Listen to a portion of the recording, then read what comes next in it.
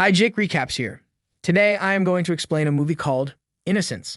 One day, a new 6-year-old girl, Eris, is brought to one of the houses located on the territory of a gloomy closed park. Coffin with news surrounded by other girls and the eldest of them, Bianca, opens it with a special key. Everyone gets to know the newcomer and then help her to put on the uniform. Bianca asks everyone to come to Eris to exchange ribbons and hand over their ribbon to girl a year younger. Traditionally, the color of the ribbons at the school indicates the age of the students, with red going to the youngest 6-year-olds and purple to the oldest 12-year-old girls. Selma has now tied orange ribbons instead of red ones. She calls out to Bianca saying it's Nadisha's ribbon, but she replies that Nadisha is no longer here. Upon hearing this, Selma freaks out and runs out of the room. When the girls go for a walk, Eris asks where is her little brother and what is this place. Bianca replies that this is just a house and the boys are not here. Older girls bring Eris to the river and teach her how to swim, others also doing the same.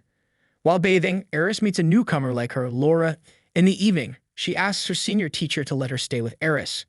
The girl says that Laura is from another house, so she can only see her friend tomorrow.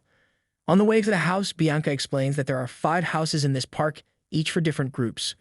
Laura will live in the first house and Eris will live with them in the 3rd house.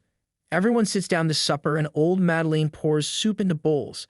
Eris says that she wants to go to home and Bianca replies that now her home is here. Later at night, a little girl sees how Bianca leaving somewhere and runs out to follow her on the street. Eris wants to go with her, but she refuses. The rest of the girls say that the oldest one always leaves at 9 o'clock while others go to bed at 10 and get up at 7. At 8, breakfast at 9 is work. In the morning, Bianca comes and escorts the girls to the bathroom, after which they go into the forest. Bianca says that she should always go only where the lanterns hang. And eventually the girls come to the school where all the other red ribbons from other houses have already gathered. Bianca leaves Eris with them. After a while, the limping Mademoiselle Edith comes down and takes them to the classroom, which is filled with some of the creatures and butterflies that live in their park. Arriving back at the house, Eris asks Alice if she is here for a long time and who comes to them. Alice replies that Eris is here for a 7-year and once a year the headmistress visits them to watch the girls dance. Bianca takes Eris to the dance school and explains again that they are not allowed to see their families. At school, Bianca helps her ward to change into a dance uniform, after which all the red ribbons are taken to class by their dance teacher, Mademoiselle Eva. Happy girls work out various elements and in the evening, they start playing hide and seek. Hiding Eris notices that Bianca is leaving again, so she decides to follow her. Older girl enters a house and Eris follows her in the twilight. The girl sees how in one of the rooms a man injects something into some girl. As a result, the girl enters a strange office with a map hanging on the wall, which shows the location of the houses in their park and the main house in the middle. Frightened, she runs out, after which the other girls find her in the forest and say that she should stay here and work for the benefit of all the pupils.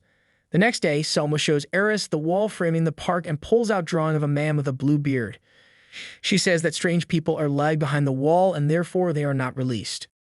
Eris asks to tell where at night Bianca walks and Selma offers to play a game. If Eris wins, she will tell her everything. The girl begins to tickle the younger one. She does not withstand and tries to escape but falls. Selma starts whipping her branch saying that's what happens to curious people. The next day at the dance class, Mademoiselle Eve notices the wound on Eris's leg and says that obedience laid the path to happiness. On a walk, Eris talks to Laura, who asks if she wants to run away from here, and Eris answers that she wants to, but this is impossible since the park is surrounded by a high wall without doors. Laura gets into the boat and pushes off. However, unfortunately for the girls, the boat turns out to be full of holes and after a while filled with water. In the evening, Eris sees Bianca leaving the house again and then asks the truth. Did Mademoiselle Eva have her leg broken as a child because she tried to run away?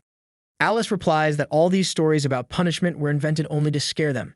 The next day, red ribbons peep as Laura is laid in a coffin. Mademoiselle Eve says that Laura is no longer with them, and they should hold a ceremony in her honor. After classes, the coffin with the girl is burned on the street. The new year is coming and all the pupils, together with Mademoiselle Eve and Mademoiselle Edith, having a celebratory dinner.